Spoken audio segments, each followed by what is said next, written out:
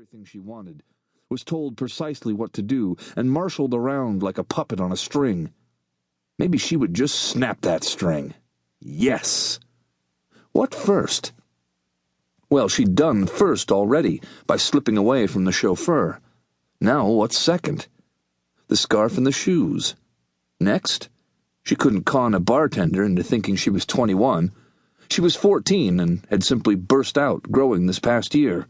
She actually had boobs. Good ones the boys whispered to her at the fancy-smancy society dances her mother made her go to. She was blonde, which helped, and the boys said beautiful, almost 5'4" and slender, and with the goods. Tits. She grinned just thinking of the word. What next?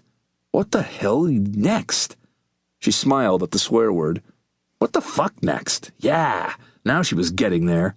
She walked past a store that sold pipes and drug things. Disgusting. A man wearing filthy clothes and with long, matted hair stood at the curb and stared directly at her a minute, his eyes pleading.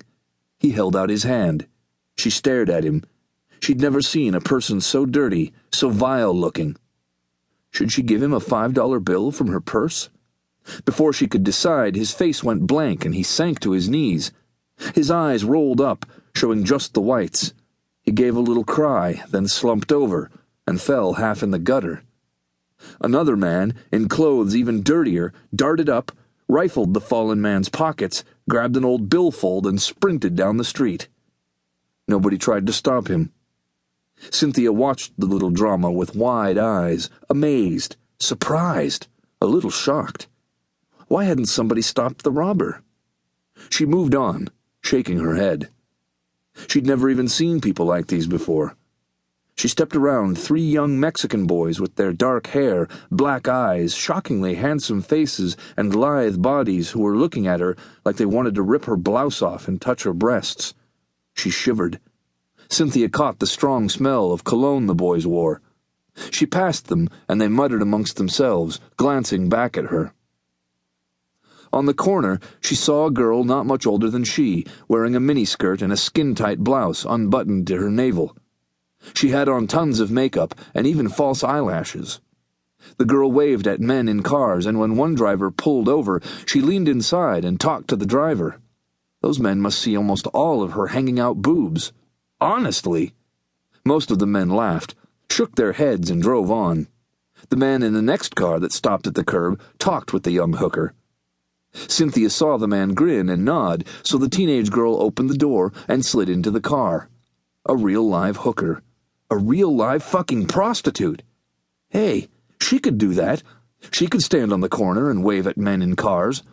What if one of them stopped? In a rush of bravado, she wanted to try it. The total thrill of doing something really bad washed over her. She took a deep breath and stepped to the same curb. She waved at men in 2 cars, then one pulled up to the corner, and the window on the passenger side rolled down. She put her hands on the car and looked inside.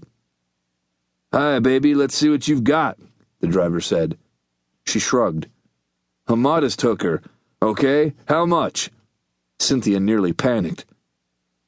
"Only $1,000. In your dreams, little bitch, fuck off." He gunned the motor, and the car jumped away from her, making the yellow light before it turned red. Ugh, not a cool idea.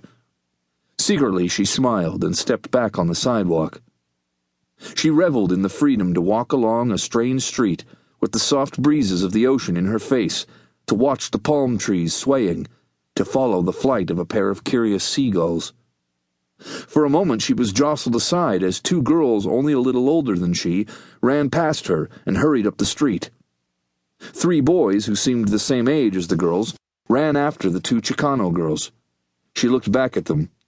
The girls were slowing down, probably wanting to be caught. When she looked ahead to see where she was going, a tall man stood directly in front of her. She stopped barely in time, almost bumping into him. She was immediately aware of a delicate aftershave or cologne, better than what her father wore. This stranger was tall and expensively dressed. He smiled. So handsome he must be a movie star. "Miss, could you tell me where Juniper Street is?" His voice was soft, cultured. He wore a hat and had a full black beard. He looked like a businessman.